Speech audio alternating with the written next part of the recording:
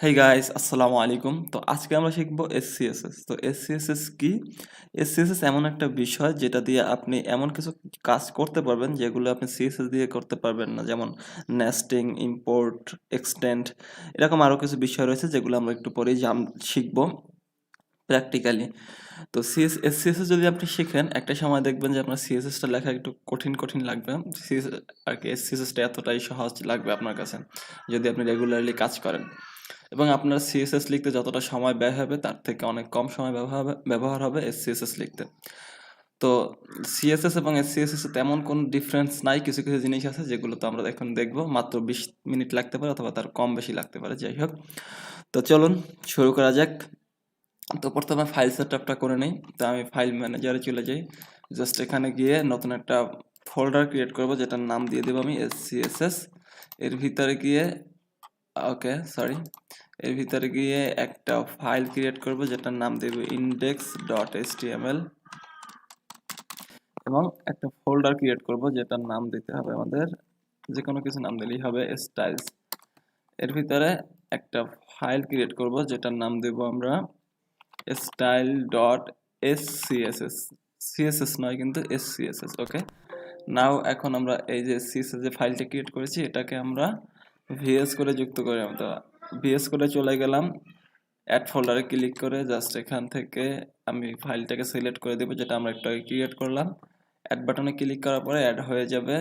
দেন এটাকে এবং আমরা এসসিএসএস ফাইলটাকে ওপেন করে নিই এবং একটা স্ট্রাকচার তৈরি করে নিই। শিফট প্রেস করে অন প্রেস করব, তাহলে আমাদের চলে আসলো। সো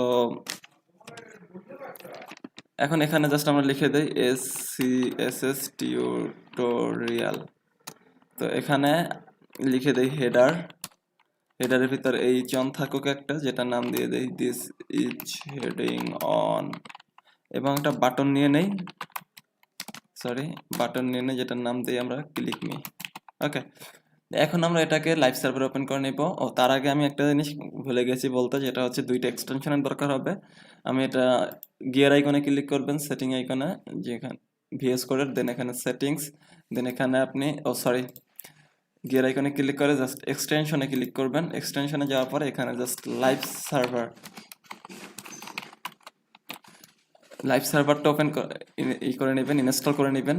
এটা এই লোগোটা দেখে আপনি ইনস্টল করে নেবেন। ওকে, অনেক বেশি ডাউনলোড, এটা প্রায় 10 মিলিয়নের মতো। সো এটা ইনস্টল করে নেবেন এবং আপনি যদি না জানেন ভিএস কোড কীভাবে ইনস্টল করতে হয়, সেটাই আপনার আমার HTML কোর্সটি দেখবেন, সেখানে আমি দেখিয়ে দিয়েছি। এবং সিএসএস এবং বুটস্ট্র্যাপ কোর্স আমি করিয়েছি এবং প্রজেক্টও করিয়েছি। আপনি চাইলে আমার সেগুলো দেখতে পারেন, আমার ভিডিও ডেসক্রিপশন বক্সে লিঙ্ক দেওয়া থাকবে। ওকে, আরেকটা জিনিস হচ্ছে লাইভ স্যাস কম্পাইলার। ওকে, এই এটা আপনার ডাউনলোড করে নিতে হবে। এটা ইনস্টল বাটনে ক্লিক করবেন, এখানে ইনস্টল হয়ে যাবে। তো এই দুইটা ডাউনলোড করার পরে আমরা আবার ফাইলে চলে যাই। এটা আমরা একটু ওকে না ওকে তো এখন আমরা এটাকে লাইভ সার্ভার ওপেন করে নিই। রাইট বাটন ক্লিক করার পরে ওপেন উইথ লাইভ সার্ভার, এটা ওপেন হয়ে যাবে লাইভ সার্ভারে। সো এখানে ওপেন হয়ে গেল, যেগুলো আমরা লিখেছি সেগুলো চলে আসছে। তো আর এই যে ওয়াজ স্যাস, এটা কিন্তু আপনি যখন লাইভ স্যাস কম্পাইলারটা ইনস্টল করবেন তখন কিন্তু আপনার এটা চলে আসবে এই অপশনটা। এখন এখানে দেখতে পাচ্ছেন অটোমেটিক্যালি কিছু ডিফল্ট মার্জিন এবং পাডিং পাচ্ছে। তো এগুলো আমরা রিমুভ করার জন্য আমরা এসসিএস এর ভিতরে গিয়ে লিখে দিব সিএসএস যেটা লিখতাম সেরকমভাবে স্টার লিখে, আর এখানে একটু খেয়াল করবেন, দেখবেন অটোমেটিক্যালি ফাইল ক্রিয়েট হয়ে যাবে style.css। তো আমি এখানে লিখব, অবশ্যই এখানে ওয়াজ স্যাসে ক্লিক করে নেবেন। তো নাও দেখতে পাচ্ছেন অটোমেটিক্যালি ক্রিয়েট হয়ে গেছে। এখানে আমি style.css ফাইলটা ওপেন করে নিই পাশাপাশি। এখানে আমি লিখে দিই মার্জিন 0 এবং প্যাডিং 0, যেগুলো আমরা লিখেছি ডিফল্ট ভাবে, এবং বক্স সাইজিং বর্ডার বক্স। এখন আমরা যদি এসসিএস এর ভিতরে যাই তাহলে আমাদের কি লাভটা হচ্ছে দেখতে পাবেন। এখানে দেখতে পাচ্ছেন ওয়েব কিট, বক্স সাইজিং, এবং আমরা কিন্তু এটা লিখিনি, তারপর এটা চলে আসে। তো এই সিএসএস লিখতে গেলে, এসসিএস লিখতে গেলে যেটা মজার বিষয় সেটা হচ্ছে এখানে কিন্তু আপনার অটোমেটিক্যালি বিভিন্ন যে ব্রাউজারের জন্য যে প্রপার্টিগুলো রয়েছে সিএসএস এর, সেগুলো কিন্তু আপনার অটোমেটিক্যালি লেখা হয়ে যাবে। তো এরকম অনেক প্রপার্টি রয়েছে যেগুলো আমাদের লেখার প্রয়োজন দরকার, যেমন বিভিন্ন ব্রাউজারে যখন আমাদের ওয়েবসাইটটা দেখবে তখন কিন্তু অনেক সময় সাপোর্ট করে না, কিন্তু এসসিএস লিখলে অটোমেটিক্যালি সেগুলো লেখা হয়ে যাবে। ঠিক আছে, তো আমরা এখানে দেখি, তো এখানে আমাদের কাজ হচ্ছে কিনা, কিন্তু কাজ হচ্ছে না, মার্জিন প্যাডিং রয়ে গেছে। তো এটা রিমুভ করার জন্য আমাদের অবশ্যই লিঙ্ক করাতে হবে। লিঙ্ক করাবো আমরা কোন ফাইলটাকে? স্টাইল ডট সিএসএস ফাইলটাকে, তাই না? এটা কোথায় আছে? এক ঘর বাইরে গিয়ে স্টাইলসের ভিতরে style dot CSS file. So এখন যদি আমরা দেখি তাহলে দেখতে পাচ্ছেন কাজ করছে, তাই না? সো এখানে আমরা এটা হাইড করে দিলাম, এটা পাশাপাশি নিয়ে আসি এবং এটার মানে তো আমরা বুঝলাম। তো এখন এটাকে আমরা একটা স্টাইল দিই, এইচ অনকে একটা স্টাইল দিই, যেমন হেডারের ভিতরে আমরা এইচ অন রয়েছে, এইচ অন, কালার দিয়ে দিই আমরা টমেটো। সো এখানে আমরা দেখতে পাচ্ছি যখন আমরা স্টাইল ডট সিএসএস এ গিয়ে লিখতাম তখন আমরা কিভাবে লিখতে হতো, যদি আমরা এইচ অনের কালার দিতাম তাহলে আমাদের হেডার লিখে এইচ অন লিখতে হতো, তারপরে আমাদের এইরকম ভাবে লিখতে হতো। কিন্তু আমাদের এখানে কিন্তু সেরকম কোনো ঝামেলা নেই, হেডার লিখলাম, হেডারের ভিতরে এইচ অন লিখলাম, তো ডিফারেন্ট দেখতে পাচ্ছেন। এখানে কিন্তু অটোমেটিক্যালি তারা কনভার্ট হয়ে কীরকম লেখা আসবে সেটা এখানে দেখা যাচ্ছে। ওকে, এবং বাটনটাকে আমরা একটু ডিজাইন দেই, বাটনকে আমরা দিয়ে দেই ব্যাকগ্রাউন্ড টমেটো এবং বর্ডার নান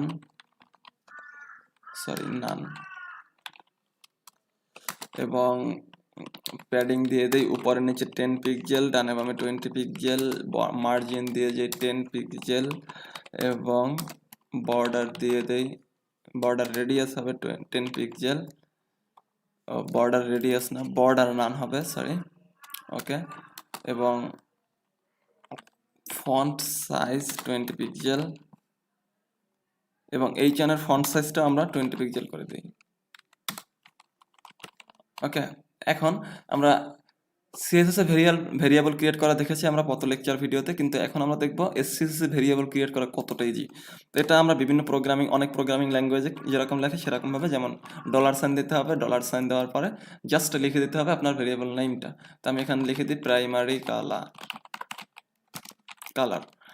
ওকে, তো এখানে আমি প্রাইমারি কালার হিসেবে টমেটো দিয়ে দিলাম এবং একটা ডিফল্ট ফন্ট সাইজ দিয়ে দিই, ফন্ট সাইজ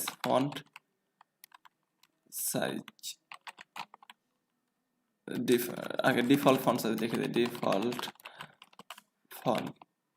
ওকে, তো ডিফল্ট ফন্ট সাইজ লিখলে হলো, জাস্ট আমরা 20 পিক্সেল করে দিই।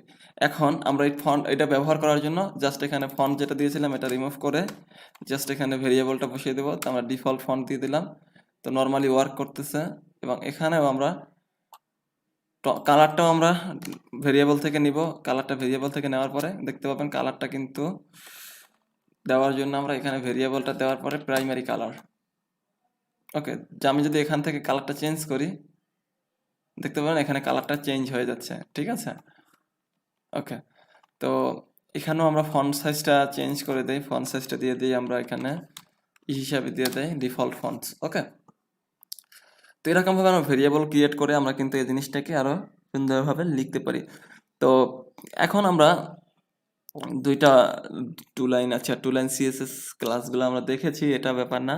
তাই ভেরিয়েবল দেখালাম, এখন হচ্ছে আমরা হোভার যদি করি কোনো একটা বাটনকে তখন এটা আমরা কিভাবে লিখবো। তো আমরা বাটনকে যদি আমরা হোভার করতে চাই তাহলে আমাদের এখানে বাটনের নিচে গিয়ে জাস্ট এখানে লিখে দিব অ্যান্ড লিখতে হবে, একটা অ্যান্ড লিখে জাস্ট কোলন দিতে হবে, হোভার লিখতে হবে।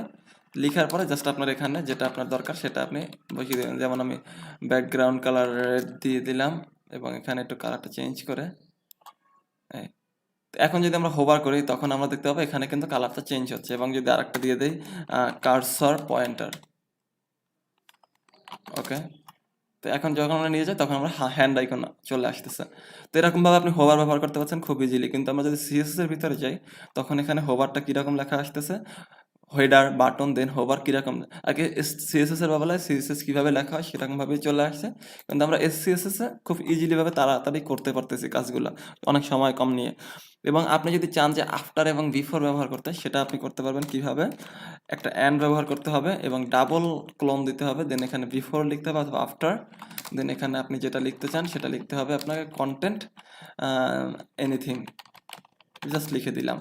তো ক্লিক মি এর আগে এনিথিং চলে আসছে। তো বুঝতে পারলেন যে এরকম বিফোর আফটার কীভাবে ব্যবহার করা যায়। আমি আফটার লিখে দিলাম তো এটা পরে চলে আসছে এনিথিংটা।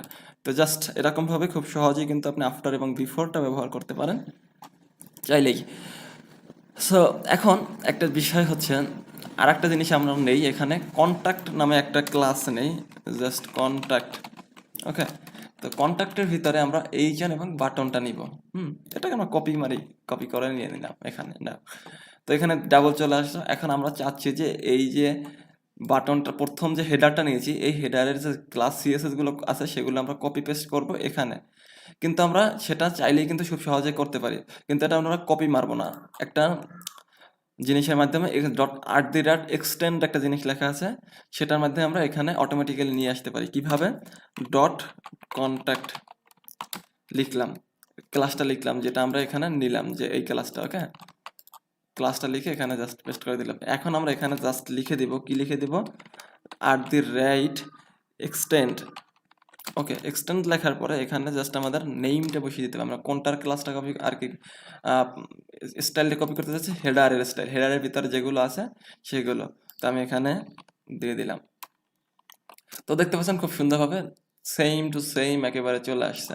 তো আমরা এখানে দিয়ে দিই দিস ইজ ক্লিক মি না দিয়ে এখানে কন্ট্যাক্ট দিয়ে দিই, কন্ট্যাক্ট মি, তাহলে বুঝতে সুবিধা হবে এই সেকশনটা কন্ট্যাক্টের জন্য। ওকে, তো এখন দেখতে পাচ্ছেন এরকম ভাবে এখন আপনি এই হেডারের ভিতরে যত রকমের সিএসএস অথবা স্টাইল দিবেন সবগুলো কিন্তু এখানে চলে আসবে অটোমেটিক্যালি।